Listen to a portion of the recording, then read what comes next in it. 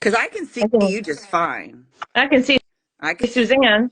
but you That's can't see weird. me. That's okay. Hello. You can just listen. It's fine. You don't need to see me. Trust me, I'm nothing to look at this morning. I just woke up. I just woke up.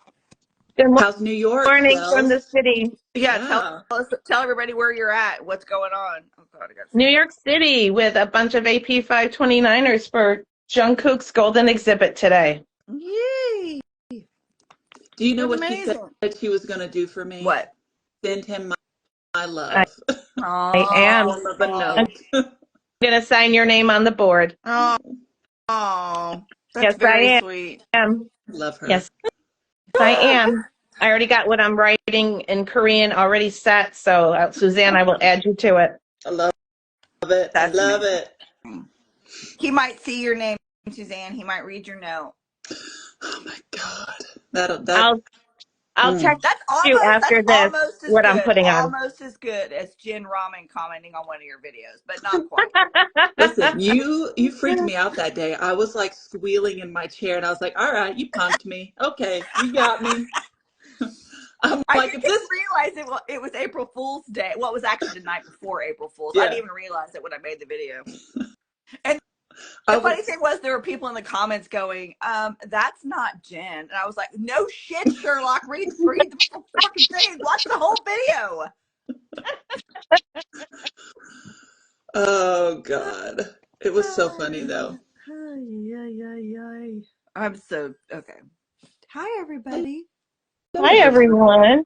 I'm trying to find yesterday it was Deb, Cassidy, Patricia, Mitzi, and I. We all went out to dinner for Korean fried chicken, and we were talking about the question of the week because it's Saturday and this is when I post it.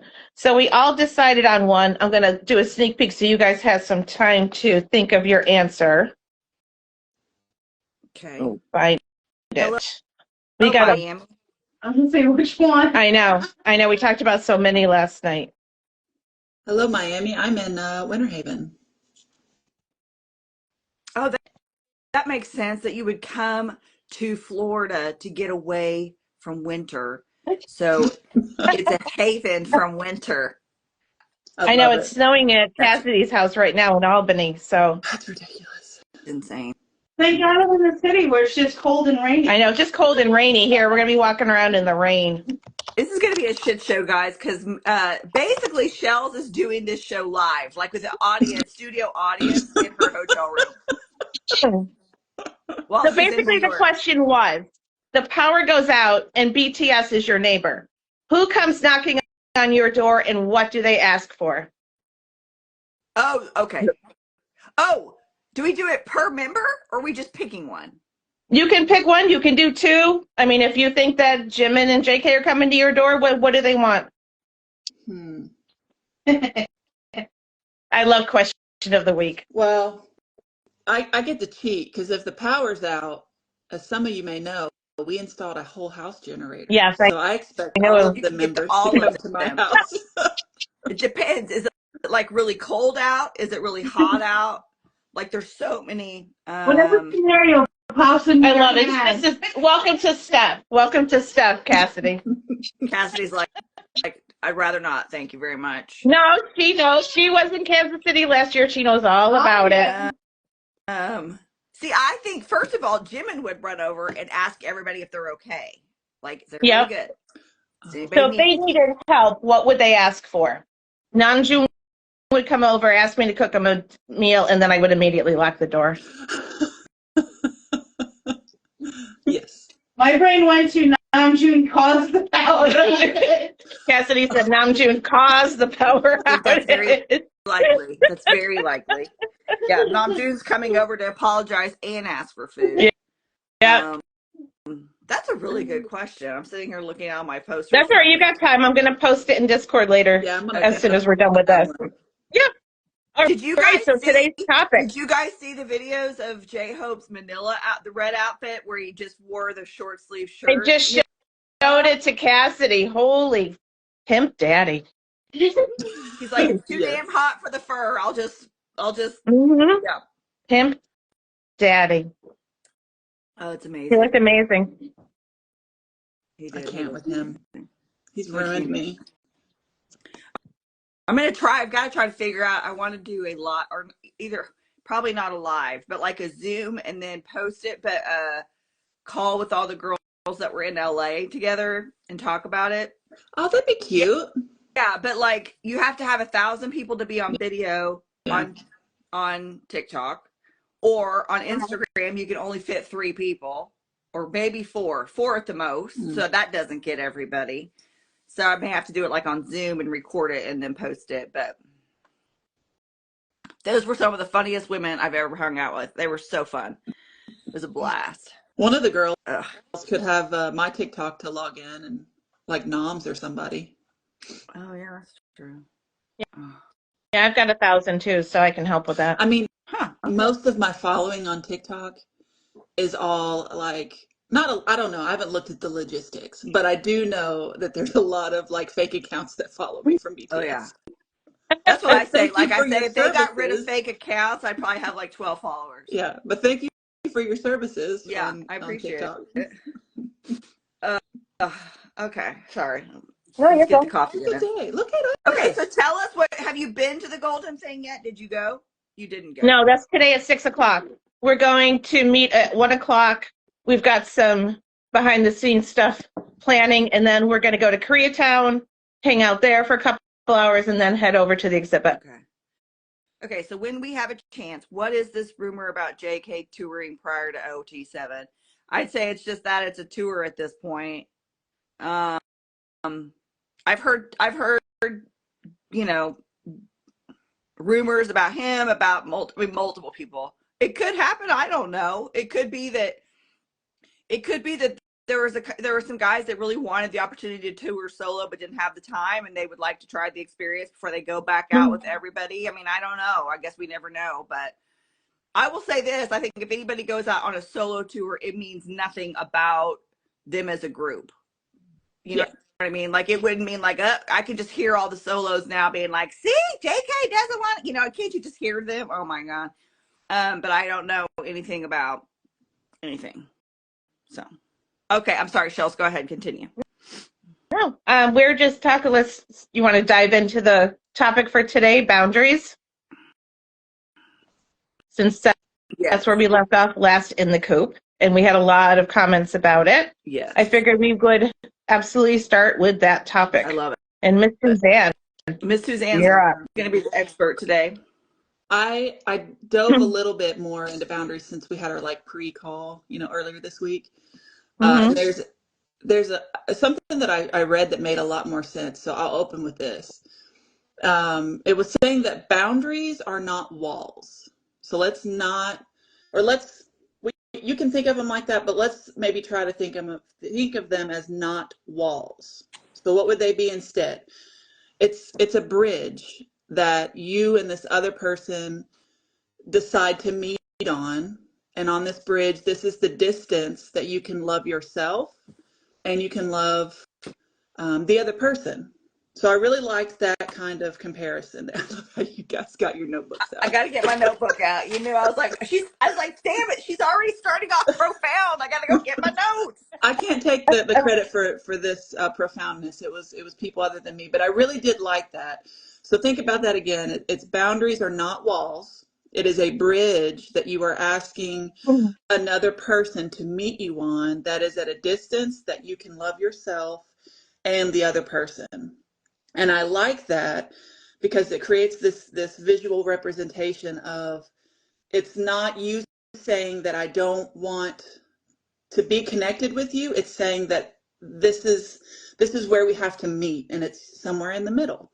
Or maybe, it's a little more my side, or maybe it's a little more your side, but it's this meeting of two people, whoever it may be, family, friends, partners, where you're deciding that this is where we can safely be, where you are honoring yourself and they're honoring themselves. So I really liked that. So that was the first. I know, right? I really liked that. It takes the negativity right away. I love it. Yeah, because that's something that happens a lot is people think boundaries are they're mean and they're harsh and they're a negative thing. But when you look at them like that, it's no, I'm trying to have a connection with you. and I'm telling you this is what I need, and then you tell me what you need, and let's find where we can meet on this bridge where we can still have a relationship. Because the alternative, which we could talk about later, is if you don't have those boundaries, what happens? And typically, if it reaches, too far, those bridges are just completely cut and severed, and you don't have that connection anymore. Right. Yeah. Well, to me, bridges sounds so much less terrifying to have that conversation. Right. Because boundaries, it really does. Boundaries to me gives off sort of a negative connotation, like you just said. Whereas bridges, Yeah. it shows I'm coming to you with the attitude of I want us to stay connected, not put something between us. Yeah. So I do like that picture much better. Yeah, and when you go into setting boundaries, which we'll get to later, if you think of it in that way, that can help. Somebody's talking. I can hear somebody talking. Oh, it must be one of the It's girls in the Deb. room. Oh. It's Debbie. Debbie making comments about it. No, you're fine. You're fine. Sorry, Deb. But yeah, no, it's whenever you start having these conversations, if you come at it as a bridge, it's I'm trying to meet you here. This is what I need. It's not I'm putting up this armor, which some boundaries may feel more like armor, and that's okay, but you're still trying to find a way to meet on that bridge. So it was a very interesting thing. I really loved coming across that. That's something I hadn't come across before.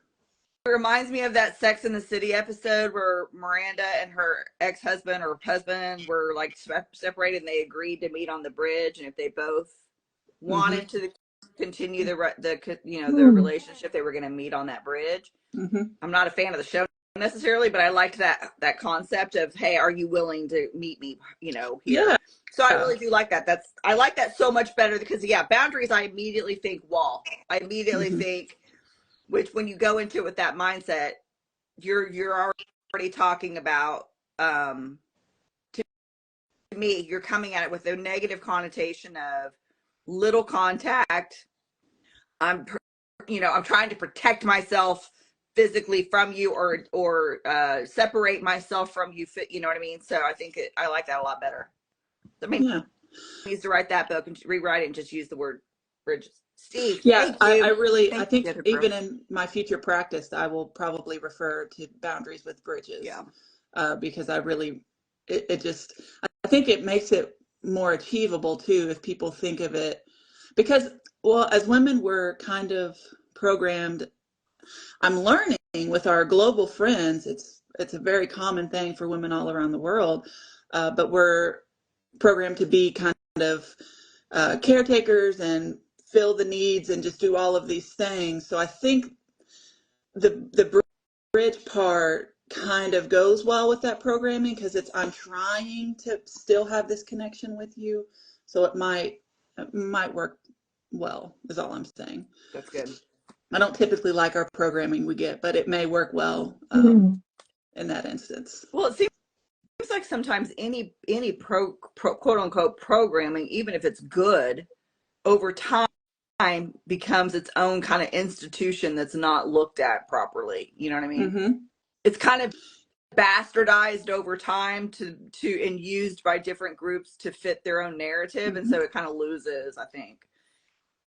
Yeah, I think a lot of the programming, and again, we're just talking about the things that we grew up learning, how to be in society, in our family, like the roles that we were to play and what we're supposed to say and do and all of those things. And yeah, over time, a lot of that programming can be challenged, and maybe it doesn't serve you anymore, and maybe some of the skills and things that you've learned growing up don't serve you anymore. So definitely taking time and looking at, well, is this really doing anything for me anymore? So yeah. That's great.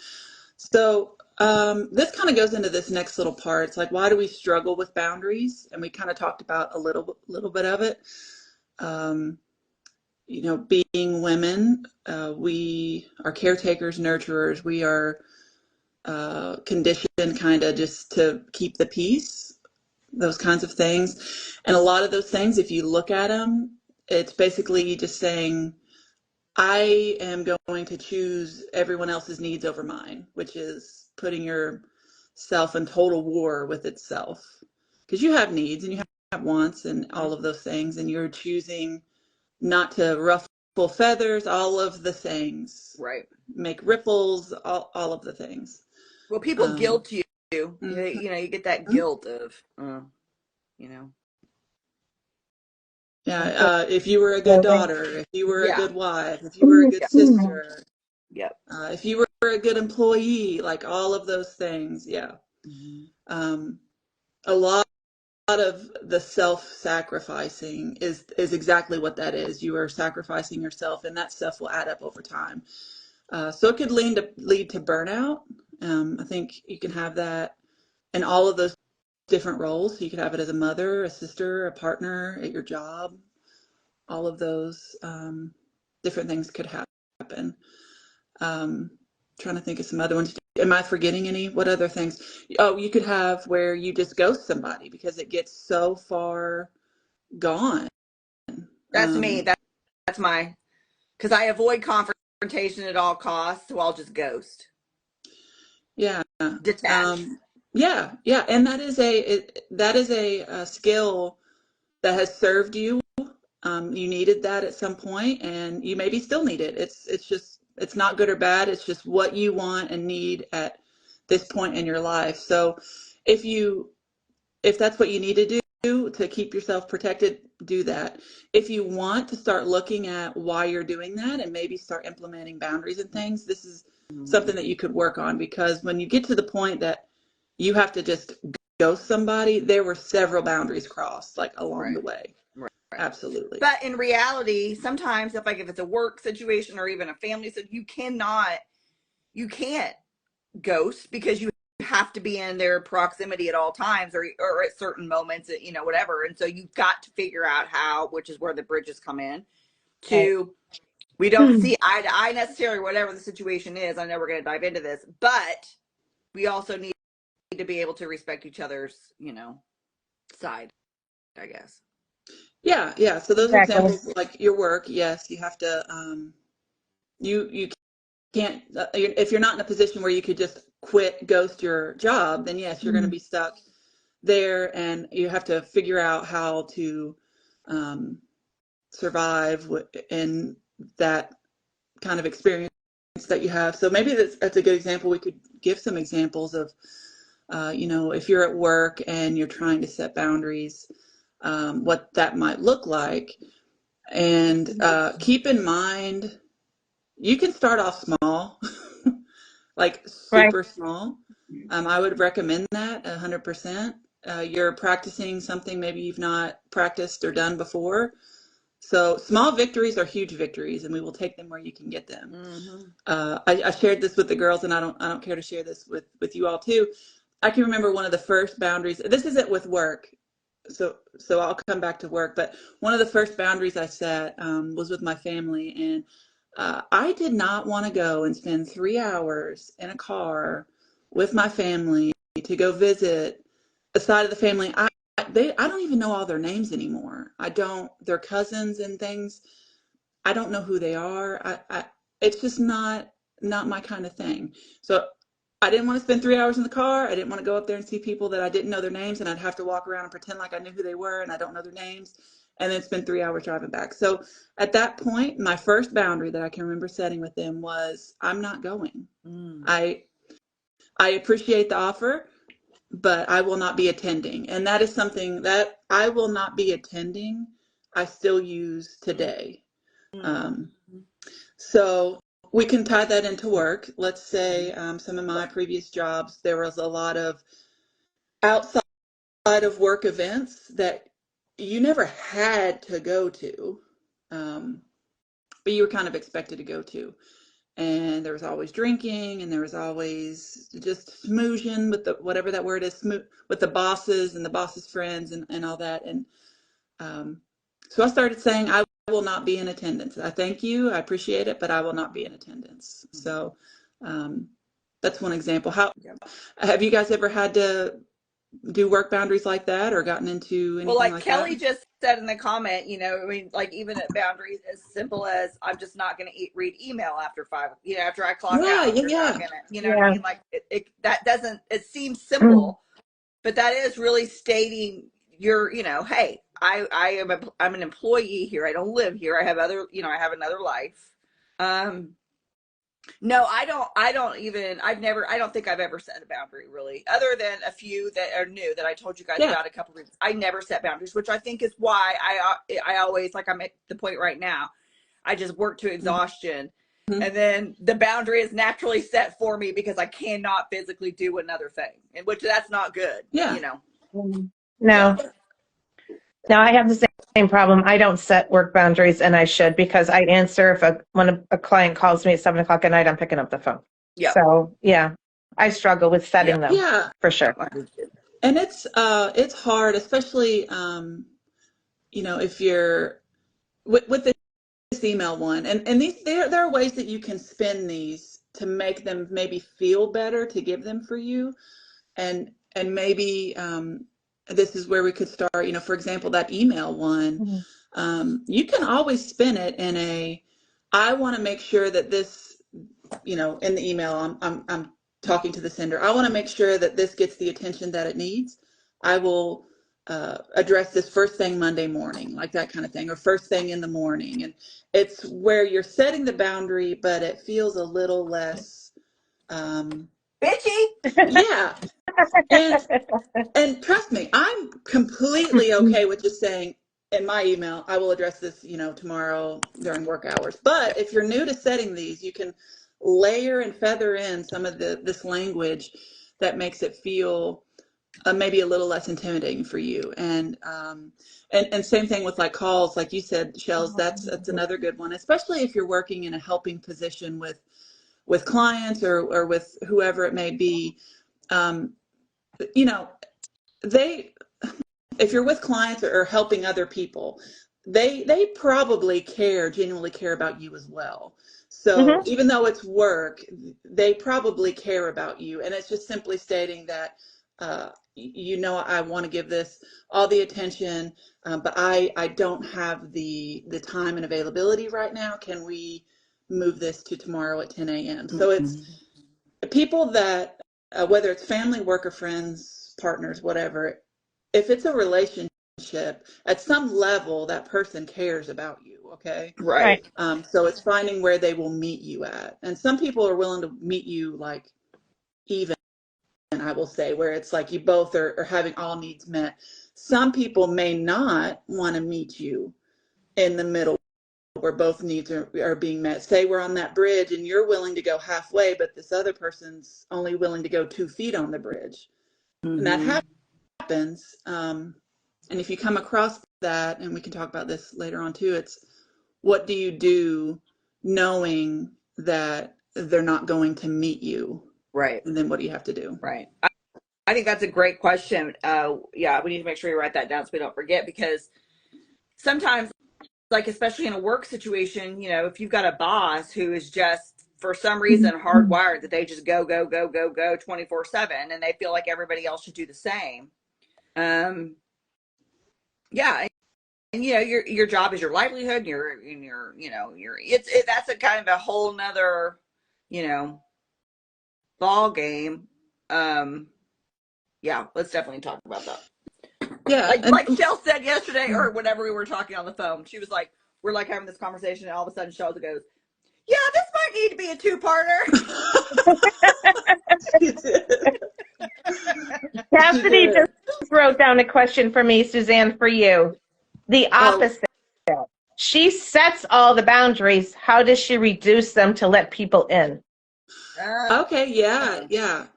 Okay. So that's a really good one.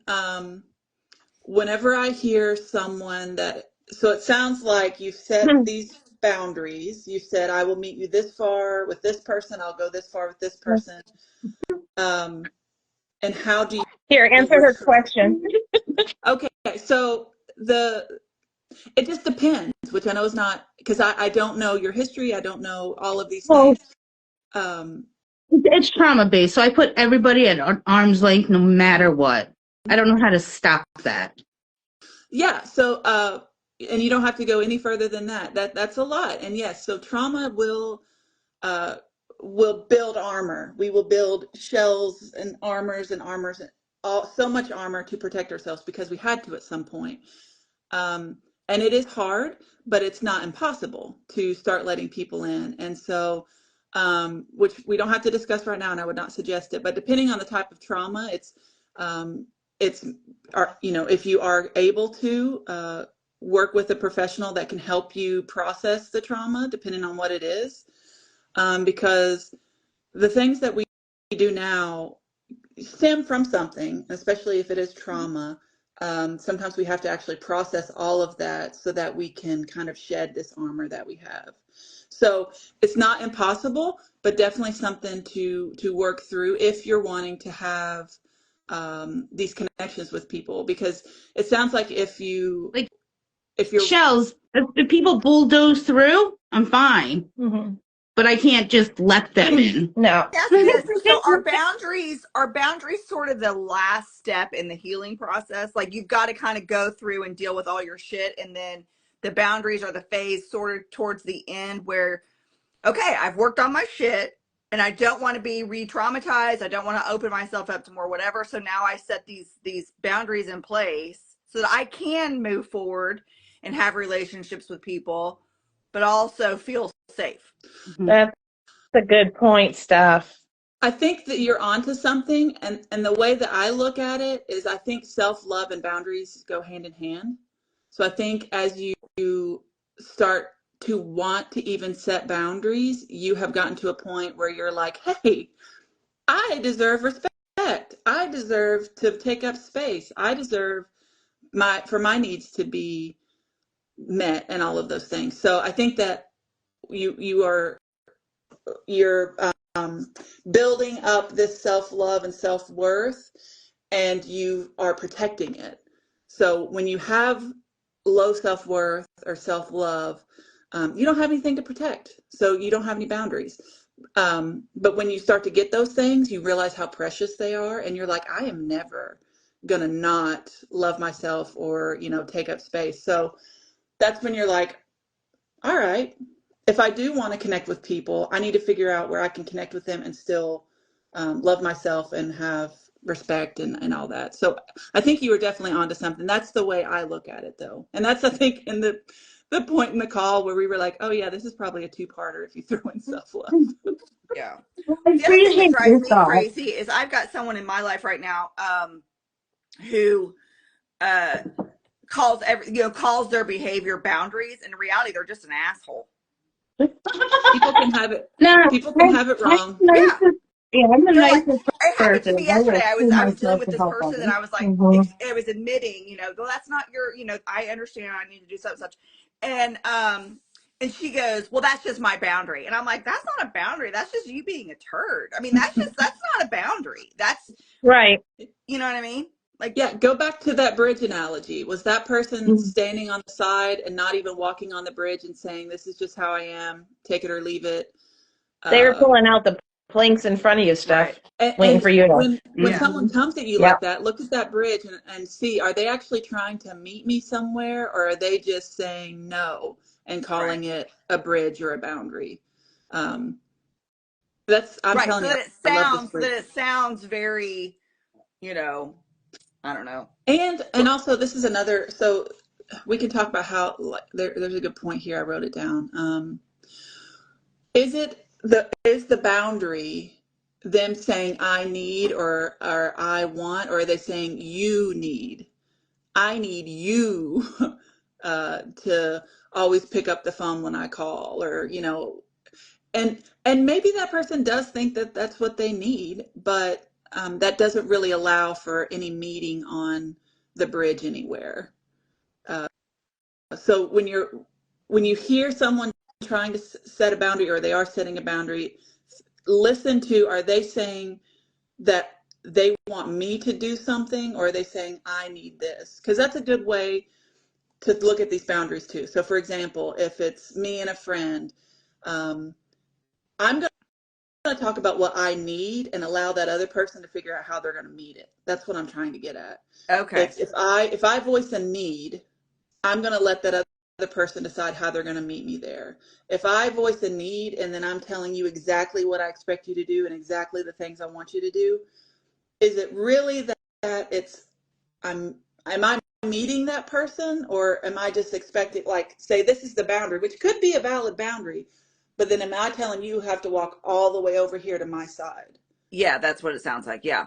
Yeah, and it could still be a boundary, but then it's like I'm not letting that other person meet me Right in the middle. Well, or like when somebody gives you so many expectations, like here's my boundary and I expect this, this, and this. And my first instinct to that is I want to be in a relationship with you. I don't need Yeah. another job. Yeah. Like, don't give me a job I have to do to maintain, you know what I mean? Like Yeah. to make Right. to be good enough to be in your world. Like I'm already tired. Yeah.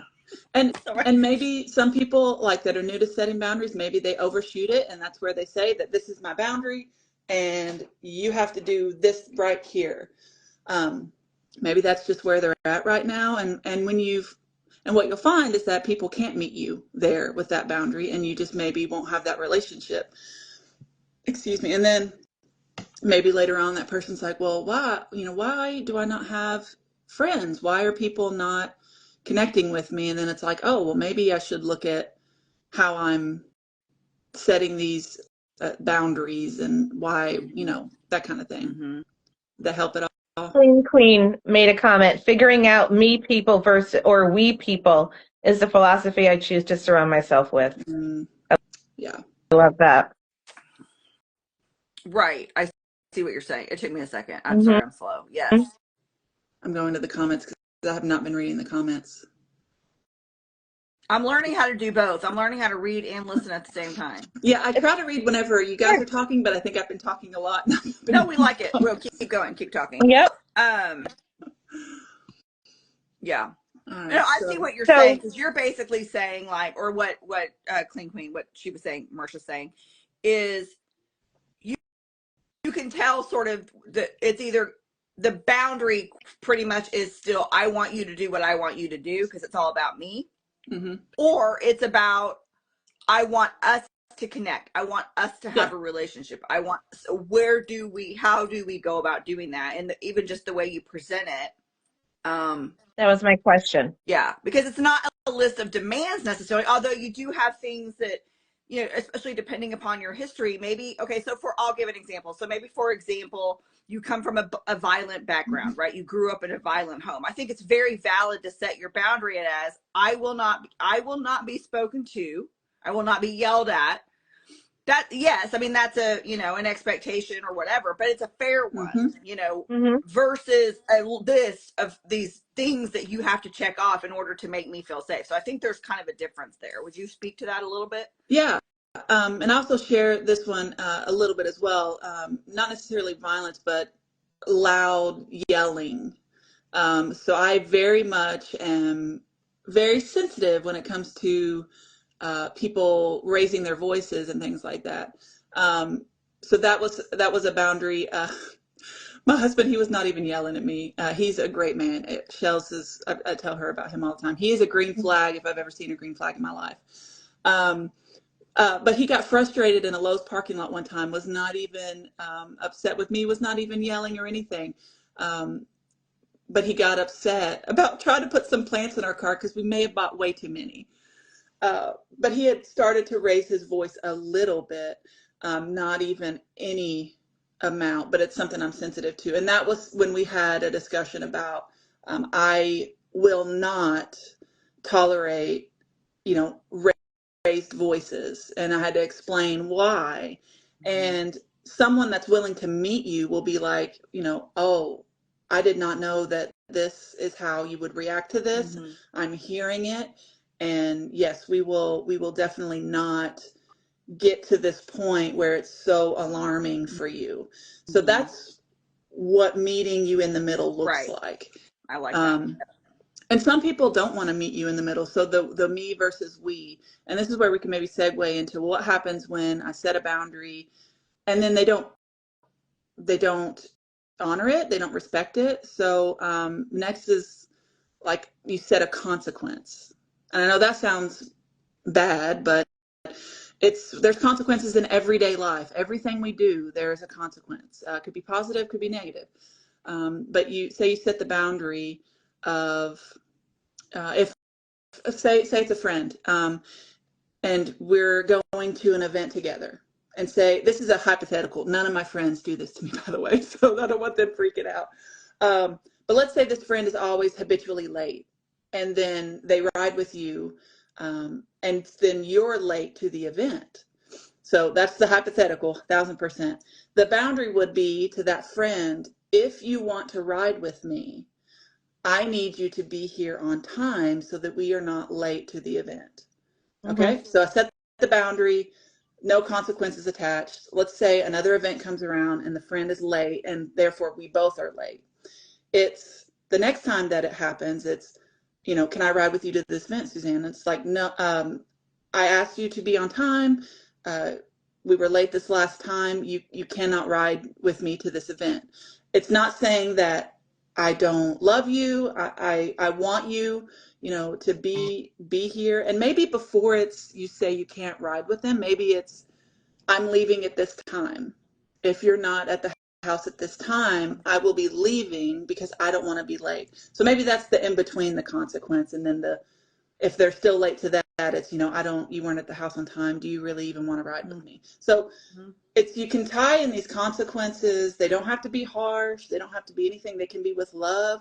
I don't want to be late to this event, so I'm going to, leave and be late to this. You would do the same thing if it was you, I have that boundary.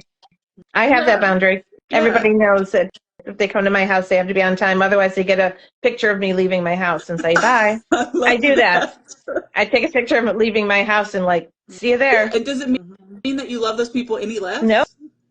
Exactly. But we know who's late in my social group and who isn't. So, yeah. So, and I think that part of setting that boundary, though, is the explanation, like you said, because for me, I'm kind of I get really anxious if I'm going to be late for something. It causes me severe anxiety.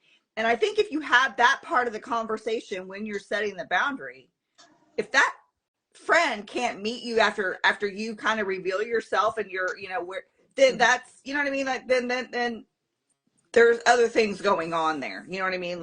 Because they wouldn't, if they're your friend, they would not want to put you into that situation. And maybe on their own, they would probably, because I would say, if Shells came to me and said, Steph, you tend to be late.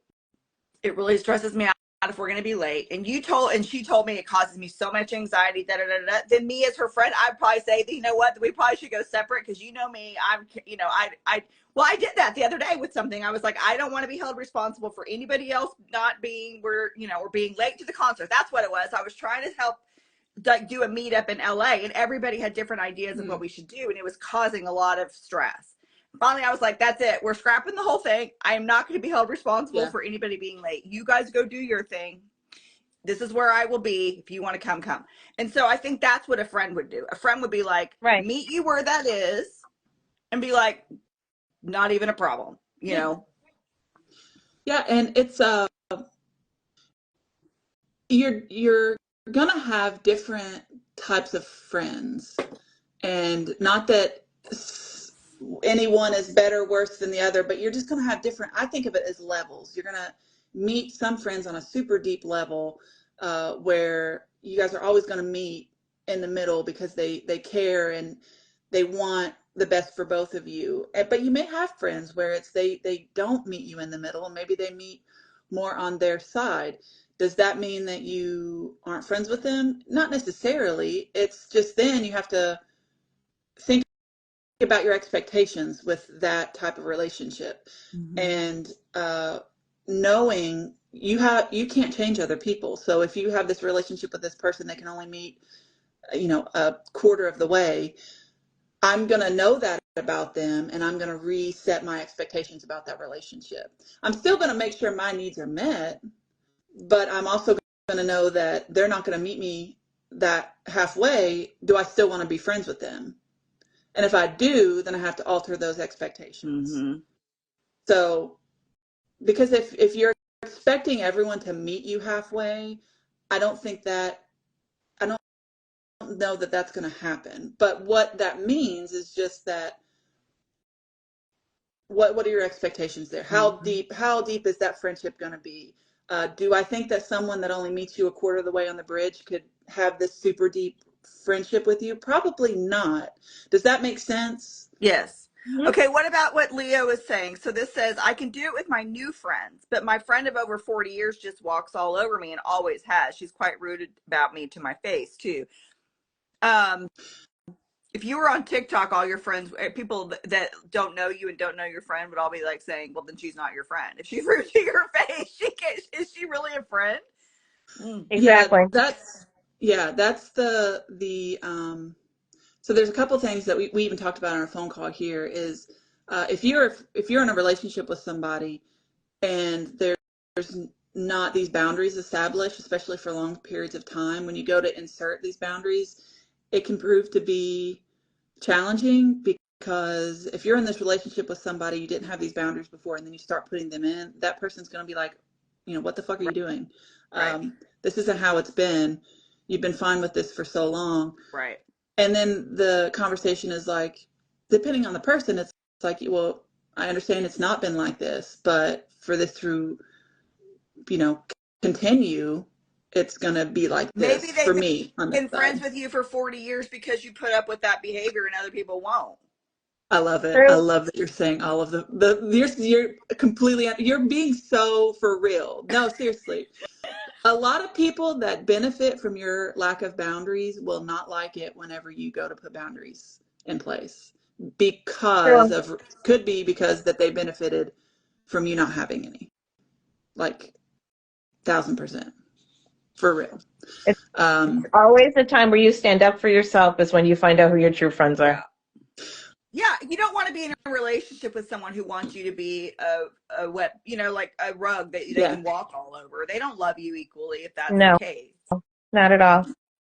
yeah. And yeah, I mean, I know whenever I started setting boundaries, I was with my ex, which won't go into a whole lot of detail there, but he was one that benefited from like my lack of boundaries. And it was towards the end, and I was starting to have boundaries and all that. And I'm like, you're really not going to like me anymore. Like, just the person that I am now, you're not gonna like this, Yeah. because they were somebody that benefited from lack of boundaries for sure. Well, I gave an example during our call the other day. One of the few boundaries that I've set in my life, and it's really done our family very well. And this was around family, Hmm. and that expectation of once you have children, you're gonna go see the grandparents for Christmas, and you're gonna make the rounds, and you're gonna whatever. And my husband, who was in a not great, has no relationship really with his father, it was a very negative relationship. Just all of November and all of December, he was a completely different person because he just was dreading the holidays, and he just would become an asshole. And I hated being around him, but I mean, I understood why he was just dreading it, dreading it, dreading it. And so I finally came up with the idea of, we call it the no BS Christmas, the no bullshit Christmas, which meant, and we use it for everything, but we're just absolutely not going to spend time or feel guilted into doing something we don't want to do. And we're certainly not going to raise our boys to believe that they have to go spend time with people they don't like. Hmm. Like, you know what I mean? Especially if the other person is refusing to change their horrible behavior. And holidays became a whole different thing. We actually enjoyed them, and that's even the rule to my boys when it comes to us. Like the other day, we had a conversation. Are we doing anything for Easter? I was like, I don't know. If you guys want to do something for Easter, if you want to come hang out with us, I will figure that out. But if you don't feel like you have to, because there's so much pressure to be at all the places and make everybody else happy, that like your holidays get ruined and your kids don't get to play with their toys because they're in the car 90% of the day. You know what I mean? Like, Right. I think it's okay to put these things into place and not let the history of how it's always been done dictate your world. Yeah, You know? yeah, 1,000%. And Mm-hmm. I'm seeing comments in here talking about family. Setting boundaries with family can be very difficult. And we talked about it on the phone. I think it led to the conversation that you just Mm-hmm. spoke about. But Yes. because these are, the people you came into this world with, grew up Yep. with, and there's so biology is telling you that these people um, are important. Like your body and the cells in your body are telling you that these are the people that are supposed to be, this, and this for you. So with family, it can be very hard and difficult, but it can be done. Yeah. And it can be, I just saw an example in the comments. It can be as simple as if a family starts talking about politics and it leads to a fight, this person says they walk out of the room. Yep. That is a perfect way to have a boundary with the family. It's not like you're saying, I don't love you all, I don't want to be with you all. I'm just saying this is not something that I'm going to be a part of, and you're leaving. Yeah. We do that with the project. With the project within our space, with the Discord, which is the place that we are responsible for, we have rules, which are boundaries. Yeah. One of those rules is we do not talk politics in here. Because usually it does not go well. People fight, and then you start hating people for no other reason that they think different. It's like, I'm not having that in my space at all whatsoever. Yeah. You can do that. I mean, not everything has to be discussed at all times. And I think that's one of the reasons why we're quote unquote a safe space, is because we aren't about division here. We're about being loving and accepting, and you can go have those conversations in a private, whatever, chat someplace else. So I think that's great. And, in the real world, that just looks like you get up and you leave the room, which is great, too. So, Suzanne, how do we start this conversation once we realize we need a boundary? How do we start a conversation with that person or group of people to express your boundary in a positive way? Just keep us on task. I love it. Yes. We did talk about this. So it's got my realize that a boundary needs to be in place, and you need to have a conversation. For this example, let's talk about that it's a relatively new, maybe friendship, 3 years or less. Let's say it's something like that. So there's not a whole lot of history. We'll even do a year. Let's do a year and less, or 2 years. But there's not a whole lot of time where you guys just started getting to know each other. Maybe you've done some activities together, blah, blah, blah. And something has happened where you're like, oh, maybe for me, because I also ghost people. Steph knows that. Her and I have talked about that. I'm working on it as well. I'm like, oh, shit, I don't like this. I don't know if I can be friends with this person anymore. I guess not one bit. Okay, I don't like this at all. So what does it look like? Ideally, when you start to get that feeling, you have a conversation. So let's say I'm with this friend and I say, hey, do you have some time? I'd really like to talk about this and how it made me feel. And I would suggest, they call it the sandwich method, which you guys probably know. It's you say something good, and then you talk about the challenge, and then you end with something good. So, golly, let's say a friend constantly is talking about like my appearance. Let's say that's what it is. Maybe the first couple, and it's done in jest, so it's done as a joke. As a joke, yeah. This is all hypothetical. None of my friends would do this. So let's say this friend is talking about my appearance and it's making me feel not so great.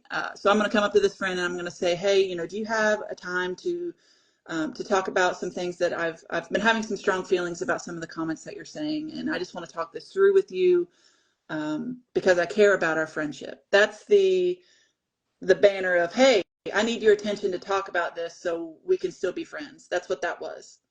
Hopefully that person's like, oh, of course, yeah, let's talk about this. So then, and that was kind of a good thing, because it's me saying, I want to work on this friendship. I care about you. I care about our friendship.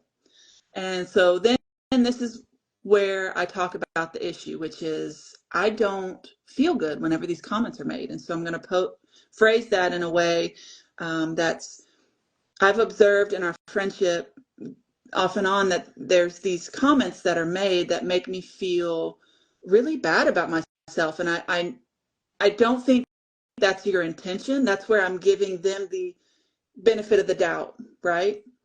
I don't think that's your intention, but these comments about my appearance really make me feel bad. And it's hard for me to show up as your friend when these comments are made, because my reaction is to run the other way, because I feel like I'm not being respected and honored. Okay. So that's the middle part. That was the hard part. And then the end part is, well, why am I coming to you for this? I want us to be friends. I value our friendship. I love that we go and do things together. I enjoy our time together. Can we talk about this? What is the intention of these comments, and how do we honor both of us? Like, I want us to have fun and want us to be able to joke about things. And that's where I'm leaving it kind of open. It's saying, this bothers me. I want to be friends. How can we make this work? That ending is me saying, how do we meet in the middle? So did all of that kind of make sense? Yeah. And Yes. so that other person, hopefully, if they are the meet in the middle kind of we person, not the me person, they're going to say, I had no idea that these comments made you feel that way. It's the last thing I ever wanted to do. I will make an effort to not say these kind of comments again, because I know it hurts you. So somebody that cares about you is going to want to meet you somewhere. Does it always have to be in the middle, Suzanne? No, it doesn't always have to be in the middle. It just depends on what you're willing to accept for that relationship. Because if part of the boundary is like Cassidy, for example, a lot of it as hers is trauma. Is it realistic to expect somebody to, once she has to process it, is it realistic for that person with the boundary to meet in the middle when it's mostly you've got a lot of work to do as yourself? So let me make sure I heard that right. Are you saying, so if I'm a person that has some traumatic things and I can only meet you a quarter of the way, should I expect you to meet me 3/4 of the way? Correct. Okay. I think it depends on the friendship. So I Okay. know for a fact, if I had friends that were coming to me saying that I have this history, I can only meet you a quarter of the way, and it's because of this. Yeah, maybe I meet them 3/4 of the way. But also, is that person working on it as well? So Right. is it that, this is my hard and fast, this is where I'm at, I'm never going to move. And that may be the boundary, and maybe both people are okay with that. That it's whatever works for those people. It Me depends personally, too, because to me, I'm in that situation with someone right now, and they kind of, and I'm not saying that she's doing that, but I'm saying this person kind of does it. It's almost like an excuse to not have to meet you halfway. It's like, well, this is my trauma, or I'm dealing with my own stuff, and it's like, I have my own stuff too. mm-hmm, Like, hello, like we all have stuff. Like, to me, it feels like I'm already tired yeah, now. If I know that I have to go the extra because you're not going to work on that mm-hmm, because you're saying this is just the way I am or this is my past, then I'm like, I don't have that in me. And I guess that's okay for me to say. Like, I don't have it in me to go more than yeah, halfway. yeah, exactly. And also, I mean, think about why that person is meeting you a quarter of the way. Is it because that's just where they're going to be and they're never going to move? I mean, is that the type of friendship and relationship you want to have with that person? And if it's not, I personally would struggle with that type of mentality, because I do think we all should be growing and getting better and being open to improving all of our relationships. But somebody that's like stead hard fast, like this is it, I'm not gonna change. There's a lack of accountability there. Mm-hmm. But now trauma is tricky because trauma does take time. Mm-hmm. But a person that has trauma, if they're willing to say, this is where I'm at for now and I'm working on it, Mm-hmm. that's way That's different than different. saying, Yeah. this is just how I am Yep. and I'm never going to change. Right. That's a lack of accountability. Right. That's And what my type of friendship relationship. can you have Yeah, with that? Yeah. that's how Cassidy and I started as friends. I was always the one reaching out. I was always, Mm-hmm. but now it's like half and half. We're very Right. fluid. Yeah. She's at my house all the time, spends the weekend. But that initial, I had to make that decision, and the friendship was definitely worth it. Yeah. I'll constantly reach Mm-hmm. out. It's not an issue for me. Mm-hmm. Yeah. Yeah. You And can. yeah, I mean, it's it's just where I love the bridge. I'm gonna fucking like quote it forever. It's where are Yep. they willing to meet you there on the bridge, and what works for both of you. Mm-hmm. And it's the the mindset of the person that you're trying to set the boundary with, or if it's the person that set the boundary, are they willing to have the conversation about the boundary? It sounds like in that instance, Steph, that person wasn't willing to have a conversation about the boundary. So it was, it was still, maybe they met you a quarter of the way, but it was like, that's it. No, never going over there. It So wasn't what if we're the ones on the receiving end of getting the boundary? And I love one of the things that, well, I love a million things about you, Suzanne, but one thing I love about you the most is when you and I are in a deep conversation, you hear me and you repeat what you heard, and I love that. Yeah. So if a friend was giving me a boundary, is that an effective way what you and I do when we talk as a way to say, okay, this is what I heard and this is how I feel? How do you deal with it if you're the one getting the boundary? Yes. So that what I heard statement would, if I believe, would clear up a lot of miscommunication throughout the entire world, because when we hear things, we are hearing it through our lens of experiences that we've had in our lives. And sometimes with that, we think that you're saying something that you've not even said at all. So by me saying that I heard you say this and getting your acknowledgement, I am clearing up a lot of miscommunication. Because if you would have said no, you'd have been like, this is what I said. And then I would have said it one more time to make sure that I heard what you were actually trying to say. And it's just a communication skill that's just super, super awesome. So thank you for acknowledging that you love that, because I do too. I do love that. So yeah, if I am getting a boundary, somebody has come to me and said, I feel a certain way about this. So I'm trying to give an example. You guys have any examples I could give? I'm kind of running low. An example of trying to set a boundary with someone, is that Like what you're saying? Like, say, Steph, give me a boundary. You're setting me a boundary about me and you. but I adore every part of you. I can't even think of Hypothetical. Give me one. I feel like anytime. Okay, I'm going to make this BTS related. Because this is real life for me. I have a group of friends. I feel like you guys share all of your life in every aspect of your life, and I'm expected to sit and listen to it. But then when I want to talk about me getting to go to LA and talk about the concert experience, you guys all shut down, and I don't get to talk about what I love at all. Okay. So what I'm hearing is that you have this part of your life that you feel like you can't share with me. Yes. Even though it's something that we don't share as friends, you're feeling that I'm not showing up for you by not allowing this conversation about something you're passionate about. Yes. Okay. So that is the first step. I made sure that I understood what she was saying.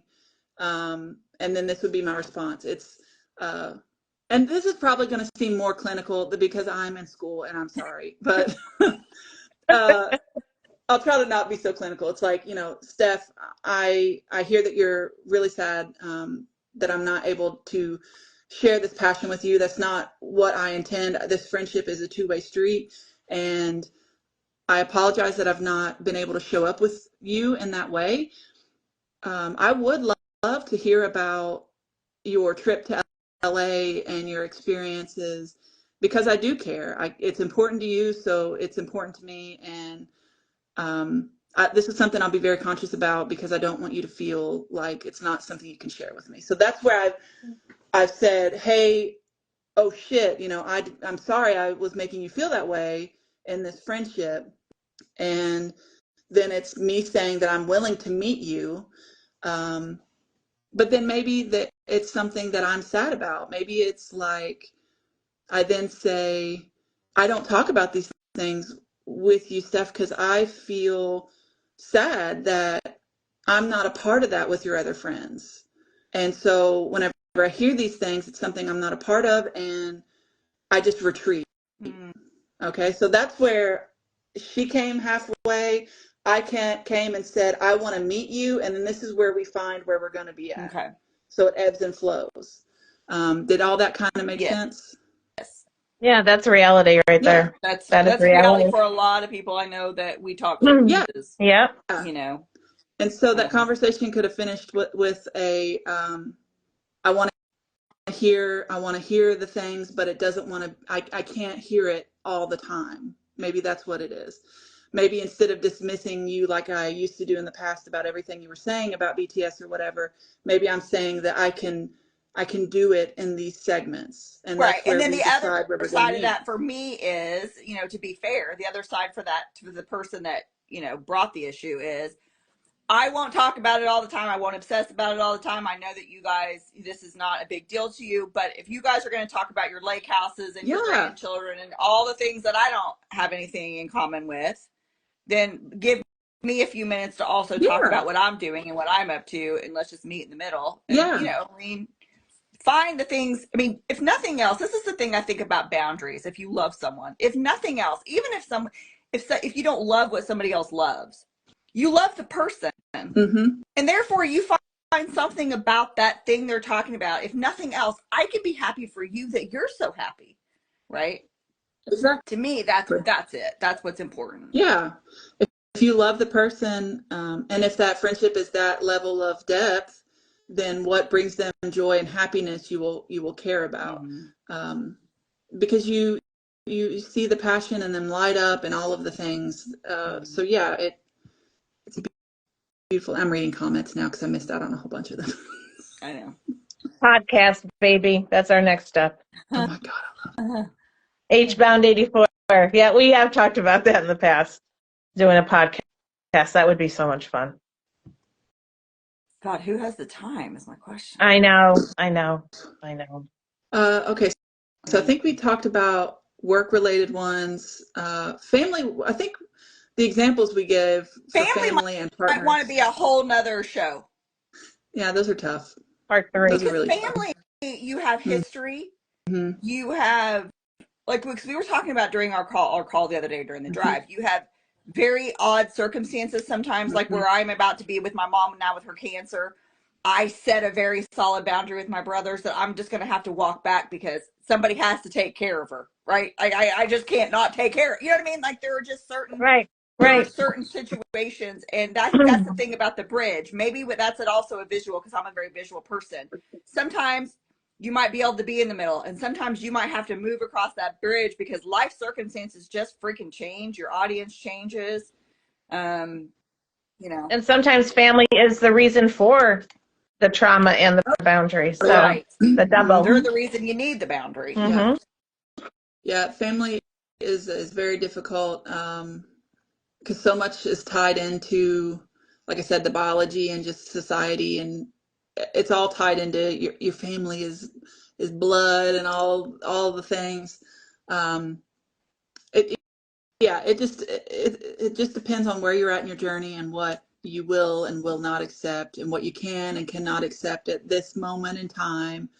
Um, so yeah, you may be meeting on, I mean, you may want to meet in the middle, but you can't meet in the middle because of X, Y, and Z. Right. And you just, I say this, and I will say it a lot to clients in the future. It's just what do you need right now for where you're at in this moment in time for your journey? So maybe at this point you can't meet in the middle and you have to meet, 2 steps on the bridge. If that is what you have to do right now, that's just what you have to do right now. Maybe, next year you're at a point where you can meet halfway in the middle. That's great. But were you in that point last year? No. If you would have met in the middle, that could have maybe been the most unhealthy thing you did at that time, because you weren't at that point where you could do that for X, Y, and Z. So yeah, you just have to do what's right for you now. Well, I love your point early on, because a lot of the people that weren't around for it, they're here now, is part of being able to do healthy boundaries is you've come to a place where you love yourself enough to realize you deserve them. Yep. To me, that's how you set a healthy boundary, is that you're coming from a place of being more healthy in the way that you see yourself in your own value. Because I think when you value yourself finally, that also helps you value others in return. And so you're being respectful to both. I think it's when you don't love yourself. So like I have found, because I didn't take a whole lot of notes about this, but after we talked about it the other day, I've just realized I have found that in the areas where I refuse to set a boundary, or I'm scared to set a boundary, it's an area of my life where I still have not accepted myself or loved myself.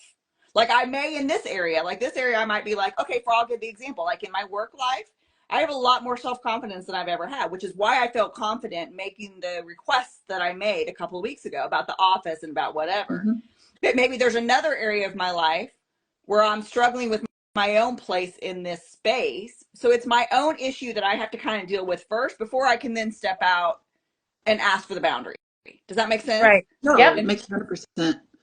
Yeah. I will talk about this generalizing from my own experience with my family. It's I don't know if you were talking about family or not. It doesn't even matter, but I will talk about family. It's when you are in a family, you have family roles. Okay, so and it's like an organism. Your family is like an organism, and you all thrive by each of you playing your certain role.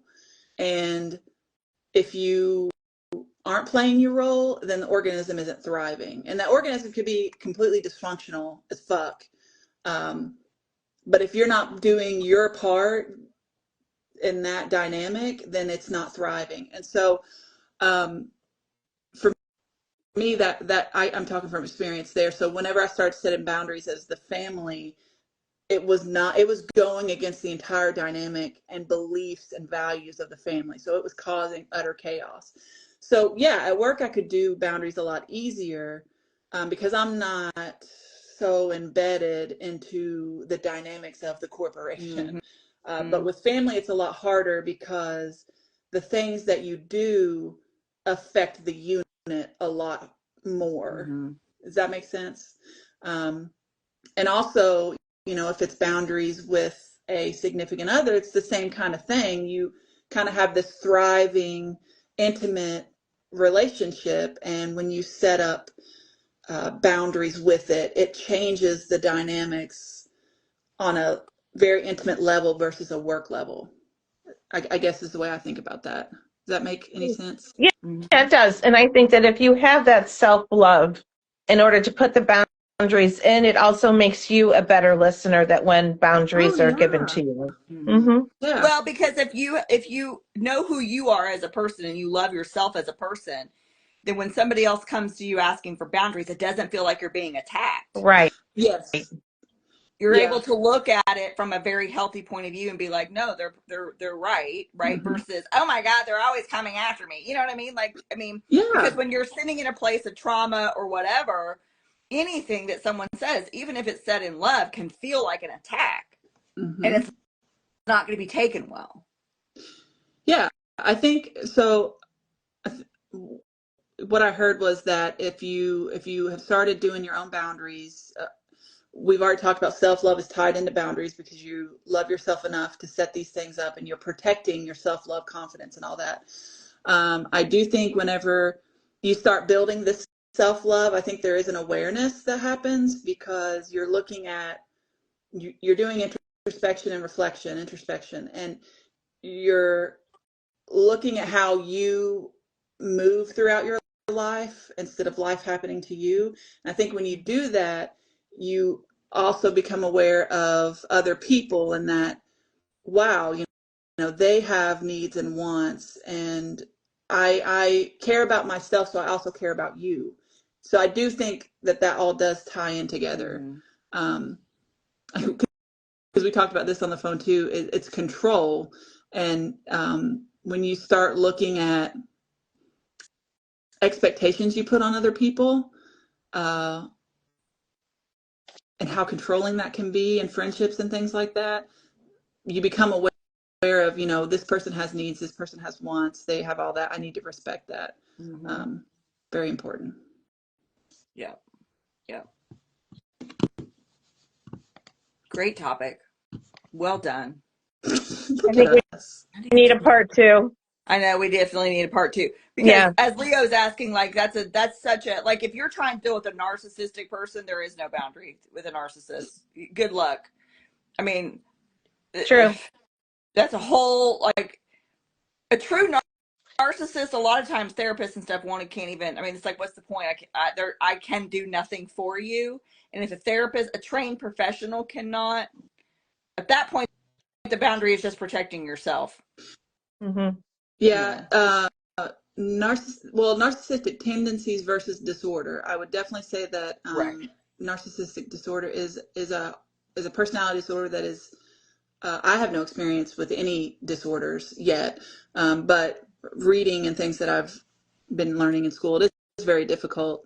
Just the way that the symptoms and things like that with that disorder, very difficult. But narcissistic tendencies, that just leads me to believe that a person is just has some of these traits and not the disorder. So tendencies, probably better outcomes for working with people like that, but it's still going to be very difficult because of these type of people really just think about themselves and can't acknowledge or comprehend that other people have needs outside of their own. It is very difficult. I wanted to touch on something real quick. This is a little bit changing the topic. I didn't tell you I was going to do this, but I just wanted to explain, because there's people here, why we do in the coop. Okay. Oh yeah. And it really came from a place of, well, number one, our friendship, the three of us, our friendship, and these are natural conversations that we tend to have anyway, right? Right. But I think for me, my heart really came from a place of when you fall in love with BTS, right? And you fall in love with the guys, and by fall in love, I don't mean like in a romantic way. I just mean like we love them as people. We love them. We love their relationship. We love their emotional maturity, their communication styles, all of the things that they have that make us, want to spend our time with them.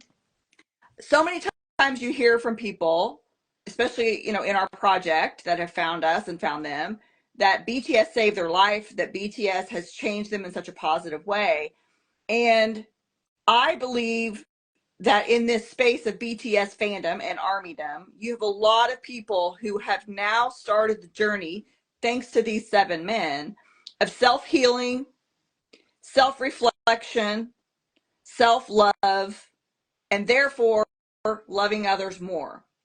And I think that, so it's, to me, especially since Suzanne is going through school to be a therapist, I went through school to be a therapist, although I quit to go make movies. Shells is in an occupation where she is always serving others. That's kind of our heart, and in some ways, some of our training to a little bit, and just life experience. We've been around for a long period. Some of us have been around longer than others. That to me, it's a natural fit.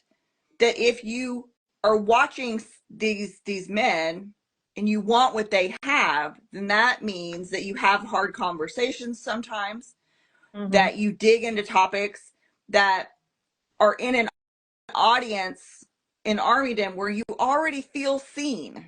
We already, to a certain extent, I think, feel seen, because we all love the same things that a lot of people don't get.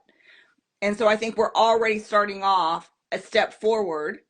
And so for us, who are already having these conversations with each other, this isn't the normal, let's just talk about the guys and, have fun talking about their tight pants and whatever. There's always a place for that. Right. But I think there's also a place for, their message to the world is to love yourself.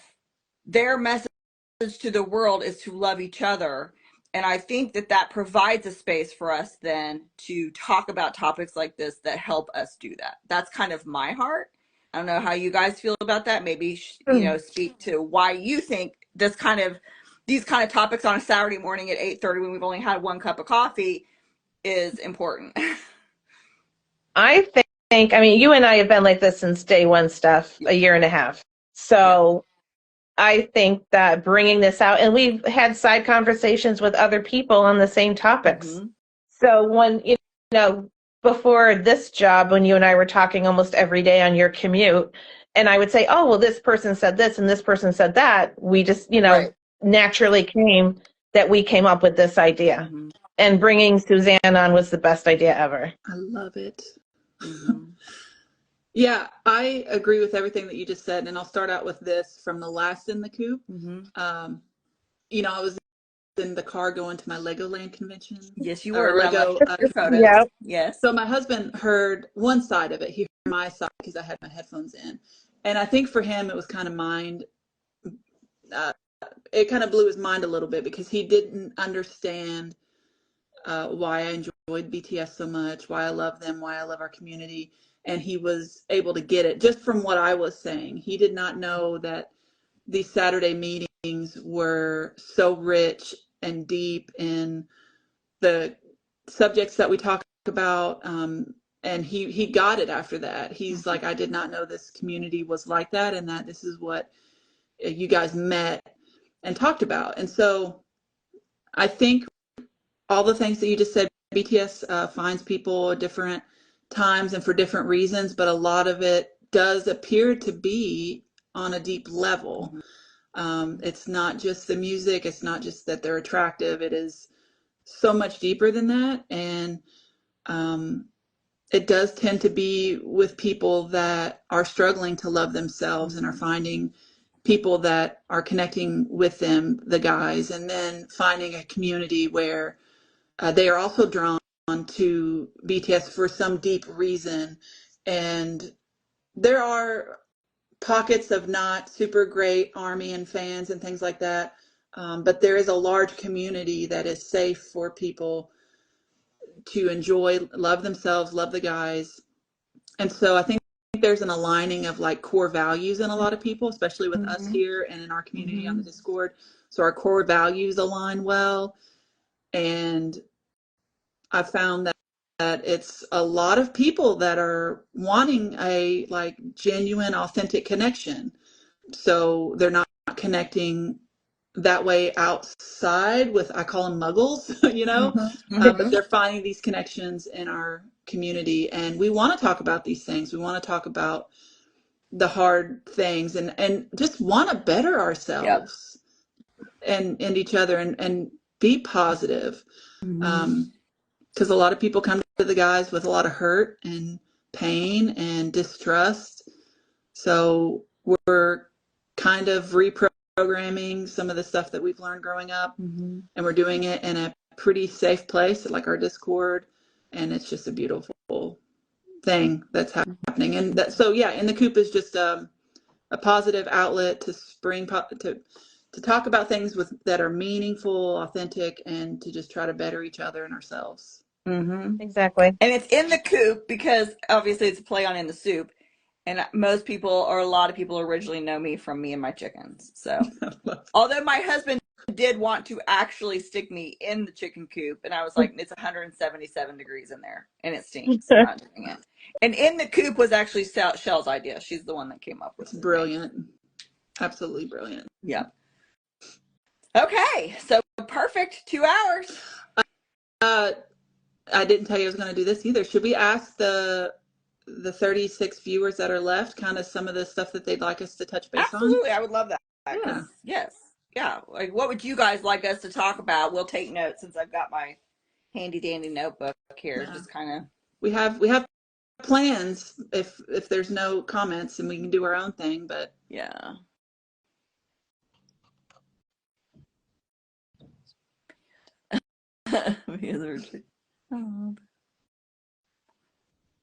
Marcia, we have in the bar lounge. Yeah, They're still Suzanne planning that. and I are planning it. yes, we just are haven't. planning. I just didn't want to. We didn't want to half-ass it, and it was Right. Yeah. And plus, we've all been kind of focused on Hobie and concerts and stuff like that. Which who can blame us? I know. You know. Okay. Self-love and acceptance. In the coop and under the desk. Yeah. Oh, under the desk is so cute. All right, self-love. Yeah, that's a good one.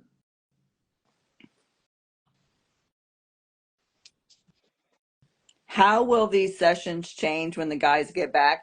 They probably won't because we'll need more therapy then. True. Future trips to Busan, the three of us will be there in September. God. We will all be there together in September. Yep. Yes, we will. We could do it in the coop and from. That would be amazing. It'll be in the middle of the night here. We might need to do one from KC as well. Ooh. Oh, totally. You guys need to come to KC. If Yes, you guys are watching this and you are not coming to Kansas City, but you love this, then you're missing out. Because and who was I talking with? I'll talk to you guys about this offline too. We were looking at how to maybe have some time together at KC where we did some short, meaningful connections.